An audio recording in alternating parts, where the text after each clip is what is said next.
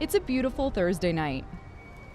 Musicians in the Tucson Symphony Orchestra are arriving at the TCC Music Hall for the final dress rehearsal before their season opener.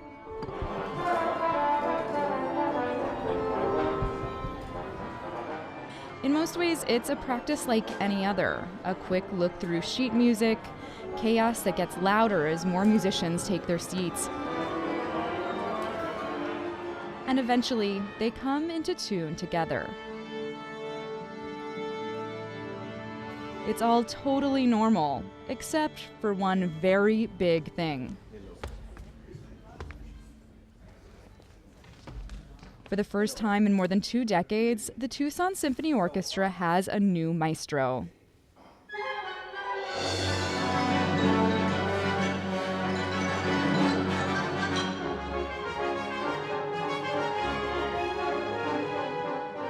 My name is José Luis Gómez, and I come from Spain.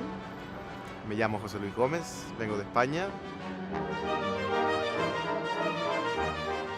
Gómez takes the reins from George Hansen, who was the longest-serving conductor in the symphony's 87-year history. Long before Gómez stood on this podium, though, he was a kid raised in a family that immersed him in music. I was born in Maracaibo, Venezuela, and my father is a flutist.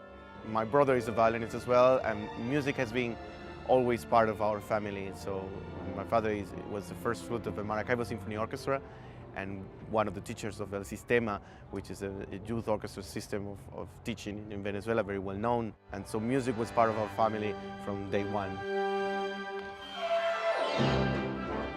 When he was a kid, Gómez studied the violin.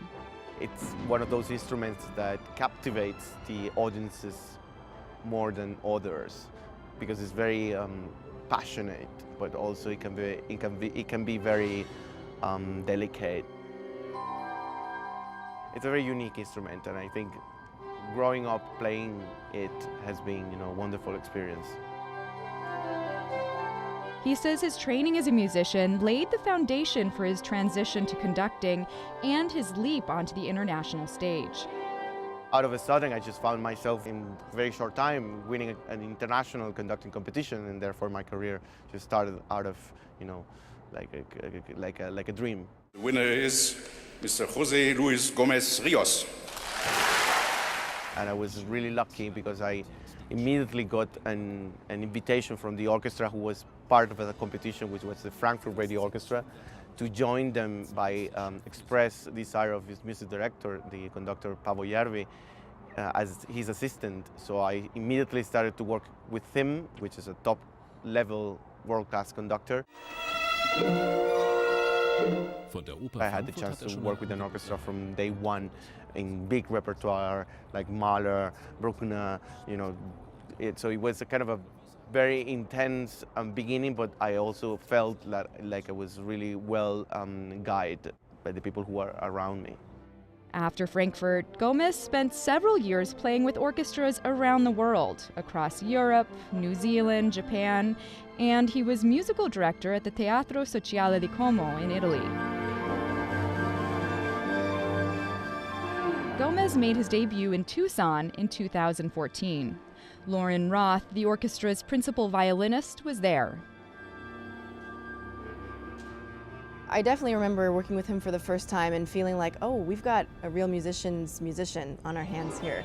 Someone who understood the music and who was able to communicate it with a lot of inspiration and passion to all of us. I believe that there is something really unique that happens with music, is that it's an international language.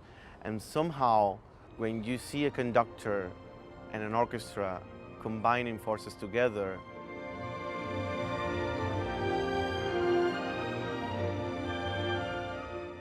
it's a result of inspiration, of understanding each other, but at a level that goes beyond the words.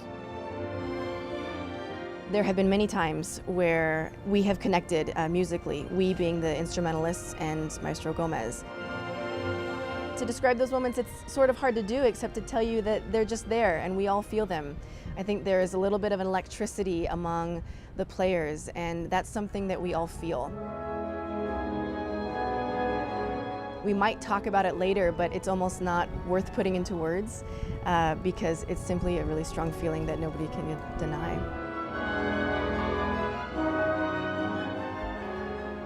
A few months ago, the orchestra's patrons had a chance to meet Gomez and talk with him directly. One thing was clear: there are a lot of different expectations for the orchestra. We're from Los Angeles. We spent 35 years going to the LA Philharmonic, and they always had one piece every performance that was different. We saw Night of the Mayans. Night of the Mayans as that piece in LA, and it just blew us away. So showing new stuff and as part of your concert is wonderful. Some is good, some is not so good. I want the TSO to be accessible to everybody in the community. You don't have to know a lot about classical music or be a great lover of classical music in order to appreciate the great talent and the professional quality of our orchestra right here in Tucson.